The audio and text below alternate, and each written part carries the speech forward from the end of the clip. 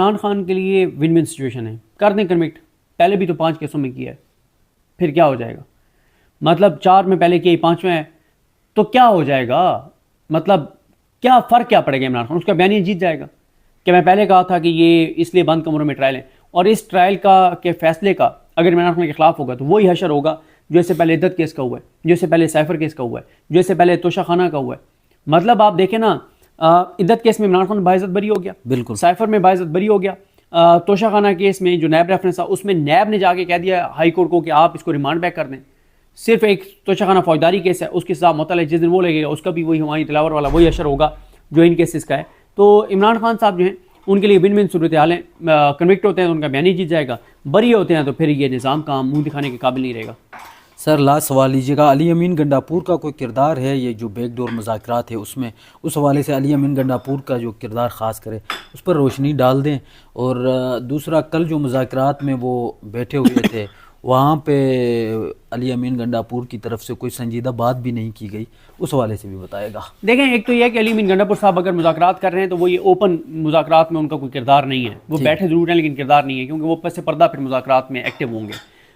दूसरा यह है कि कुछ इतलात इस तरह की भी हैं कि अब अली अमीन गंडापुर साहब भी कहीं नहीं है, कुछ और ही लोग कर रहे हैं, तो ये अल्लाह की ज़ात बेहतर जानती है। लेकिन बहरहाल एक बात की कन्फर्मेशन है कि मुज़ाकरात हो रहे हैं और बड़ी तेज़ी से हो रहे हैं। अब वो कौन कर रहा है? वो बुशरा बीबी साहिबा कर रही हैं, वो अलीमा खान साहिबा कर रही हैं, वो इमरान खान बराह रास्त कर रहे हैं, वो अली अमीन गंडापुर साहब कर रहे हैं, वो शामिर मुतुरेशी साहब कर रहे हैं। वो कौन कर रहा है ये वसूख से नहीं कहा जा सकता, लेकिन एक बात कन्फर्म है कि पस पर्दा बहुत तेज़ी से चीज़ें हो रही हैं। जैसे देखें, ये जो सज़ा इनकी मुआफ़ हुई है वो होना ना होना एक बराबर है। उसकी वजह यह है कि आपने देखा कि जैसे ये आलामी आया ESPR का, तो कुछ लोगों ने ट्वीट्स किए कि ये फ़ौज का बड़ा अच्छा जेस्चर है कि उन्होंने सिविलियंस को माफ़ी दी है। लेकिन उसके बाद इस्टेब्लिशमेंट के बहुत जो क्लोज़ हैं, मुनीर फारूक साहब, उन्होंने ट्वीट करके बताया कि ये रूटीन मैटर है और ये फॉर्मेलिटी इस्टेब्लिशमेंट ने पूरी की है और ये लोग तो अपनी सज़ाएँ पहले पूरी कर चुके थे। वैसे भी आप देखें कि हर इवेंट के ऊपर, मजहबी इवेंट के ऊपर, मसलन ईद उल फितर आई है तो कोई 15-20 दिन, 1 महीने की मेरे ख्याल सज़ा कम हो जाती है। ईद उल अज़हा पे भी 1 महीने की सज़ा कम हो जाती है। 10 मुहर्रम पे, इस तरह की 12 बिलोवल पे, इस तरह के जो मजहबी इवेंट्स आते हैं, 14 अगस्त, इस तरह के इन इवेंट्स के ऊपर, इन मौके के ऊपर किसी के ऊपर 15 दिन, किसी के ऊपर 20 दिन, किसी के ऊपर 1 माह, इस तरह से सज़ाएं जो है वो कम हो जाती हैं। बिल्कुल। तो उस हिसाब से ये अपनी सज़ाएं पूरी कर चुके थे। दूसरा ये है कि मैं साकिब बशीर साहब का ट्वीट देख रहा था, उन्होंने बिल्कुल दुरुस्त कहा है साकिब बशीर साहब ने कि जो ये कहा गया कि उन्होंने रहम की अपील की थी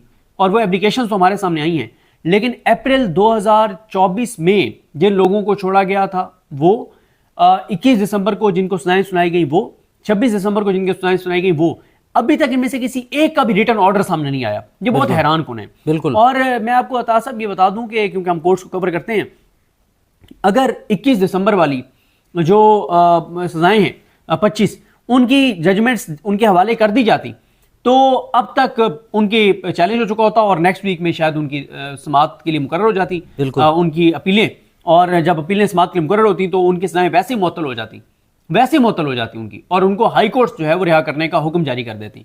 अभी भी हैरान कुन है कि अभी तक लोगों को, क्योंकि ये जो इंसाफ के तकाजे हैं, इसीलिए मिलिट्री कोर्ट्स के ऊपर सवाल उठता है कि हमारा आइन और हमारा कानून ये कहता है, फेयर ट्रायल के तकाजे ये कहते हैं कि अगर आपका किसी का भी ट्रायल चल रहा है ट्रायल कोर्ट में, तो ट्रायल कोर्ट का जज जिस लम्हे फैसला सुनाएगा उसी लम्हे वो जजमेंट उसके हवाले करेगा। बिल्कुल।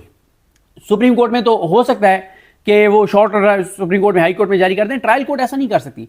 ट्रायल कोर्ट ने उसी लम्हे उसके हाथ में जजमेंट देनी है कि ये है वो फैसला जिस बुनियाद पे तुम्हें इतने साल सजा सुनाई जा रही है। बिल्कुल। तो यहाँ पे तो जजमेंट दी नहीं गई। और इसी तरह से खदीजा सिद्दीकी और दीगर वकला जो इन केसेस को फॉलो कर रहे हैं, उनके आप देखें वो ये बता रहे हैं कि अभी तक जजमेंट्स नहीं मिली, एप्लीकेशंस रिटर्न दी हैं फिर भी नहीं मिली। तो इसलिए फिर सवाल उठते हैं और मैं समझता हूँ कि ये बड़ा पाकिस्तान के साथ जुल्म किया है इन हमारे आईनी बेंच के जजेस ने, कि उन्होंने पाकिस्तान को इतनी खतरनाक सूरत हाल से दो चार कर दिया कि खुदा न खास्ता पाकिस्तान के ऊपर पाबंदियाँ लग सकती हैं, पाकिस्तान के लिए बहुत खौफनाक चीज़ें हो सकती हैं। तो ये क्रेडिट गोज़ टू काजी फायजी साहब, घटिया इंसान को, और उसके बाद सरदार तारिक मसूद, और उसके बाद अभी जो ये आईनी बेंच है जिनको इमरान खान ने कहा कि उन्होंने अपना मुंह काला किया, अमीनुद्दीन खान साहब, जमाल खान मंदोखेल साहब, मोहम्मद अली मजहर साहब, मुसरत हिलाली साहबा और इरफान नहीं वो सॉरी कौन से हैं नईम अख्तर अफगान साहब, तो ये मतलब इन्होंने शायद बिलाल हसन साहब, इन्होंने जो कहा मिलिट्री कोर्ट्स को कि सिविलियंस को सजा दें, तो अब फिर क्या रह गया है कि अगलों ने सजा दे के माफ़ भी कर दिया। आप सिविलियंस को सजा करवाना चाहते थे, उन्होंने अपना वो करा दिया कि हमने सजा दे के और माफ़ भी कर दिया। तो अब वैसे ही केस लग गया 7 तारीख को घोंगलों से मट्टी उतारने के लिए। अब मैटर नहीं करता, अब उम्मीद ये रखनी चाहिए कि ये आईनी बेंच अपने पांव पर खड़ा रहेगा और कहेगा बिल्कुल हमने ठीक फैसला करवाया, बिल्कुल हमने ठीक कन्विक्ट करवाया, बिल्कुल हमने सही सजाएं दिलवाई हैं लोगों को, और ऐसी की तैसी इन लोगों की सिविलियंस की हम आइंदा भी मिलिट्री कोर्ट्स से लोगों के ट्रायल करवाएंगे। ये कहना चाहिए इस आईनी बेंच को। भाई अब कहेंगे वैसे वो कहना चाहिए ना, वो जो एक शेर है पूछा तो मुझे नहीं आता कि वो झूठ बोला है तो कायम भी रहो उस पर जफर, आदमी को साहिब किरदार होना चाहिए। बिल्कुल ठीक है, तो आप फिर साहिब किरदार रहे ना, आप डटे रहे अपनी बात के ऊपर, आप और सिविलियंस के करवाएं ट्रायल मिलिट्री कोर्ट से। आपको इतना शौक है, आपको इतना सुकून मिलता है, तो अच्छी बात है आप करवाएं। इंटरनेशनली देखी जाएगी, खुदा न खास्ता मुल्क पे पाबंदियां लगेंगी तो जजों का क्या जाना है, मसला तो आवाम का होगा ना। ये 9-10 अरब डॉलर की अगर सालाना हमारी जो एक्सपोर्ट्स हैं उनके ऊपर फ़र्क पड़ जाता है यूरोपियन यूनियन वाली, इन जजों को क्या फ़र्क पड़ेगा, इनके तो मरात, इनकी तनख्वाहें, इनको तो कोई मसला नहीं है। वैसे भी शायद ये इनमें से कोई किसी जज ने जो इस तरह के फैसले जो काजी फायज़ ईसा की तर्ज के जो भी जज फैसले देगा वो मुल्क में तो रहेगा नहीं। काजी फायज़ ईसा देखें कि वो बाहर भी नहीं नज़र आ रहा, वो अपने किसी पता नहीं ससुराल या रिश्तेदारों के घर में बिल में छुपा बैठा है। 1 करोड़ ओवरसीज पाकिस्तानी है, 1 करोड़ ओवरसीज पाकिस्तानियों में से किसी ने उसके बाद नहीं देखा जो एक बार उसके ऊपर जो लानतें पड़ी हैं यूके में, उसके बाद वो नजर ही नहीं आया, पता नहीं किस बिल में छुपा हुआ है। हो रहे हैं ये जो ओपनली चीज़ें चल रही हैं, ये तो फॉर्मेलिटी है, ये आंखों का धोखा है। पस पर्दा मुज़ाकरात चल रहे हैं, पस पर्दा बातचीत हो रही है और वो बड़ी तेज़ी से हो रही है, और इस वक्त तक वो भी चीज़ें आगे बढ़ रही हैं। और मैं पहले ये बता चुका हूँ कि इमरान खान साहब को 5-6 ऑफर्स, एक पूरा पैकेज इमरान खान को दिया गया है कि आपको शिफ्ट कर देते हैं बनी गाला, उसके बदले आपको ये करना पड़ेगा, फिर आपको अदालतों को हम आज़ाद कर देंगे, वो आपको बरी कर देंगी, मेरिट पे आप बनते हैं, फिर आप हमें ये देंगे, फिर हम ये करेंगे, फिर ये होगा। तो पस पर्दा चीज़ें बहुत तेज़ी से चल रही हैं, लेकिन इस लम्हे तक इमरान खान किसी तरह की किसी बात में नहीं आ रहे। वो कहते हैं कि जो मुज़ाकरात में ऑफ़र करने वाले हैं वो इमरान खान को कहते हैं कि आप दरख्वास्त दें बनी गाले शिफ्ट होने के लिए। इमरान खान ने मुस्तरद कर दिया ये ऑफ़र, और फिर कहा गया कि आप जब बनी गाले शिफ्ट हो जाएंगे फिर आप खामोश रहेंगे, उस पर भी इमरान खान ने कहा ये नहीं हो सकता।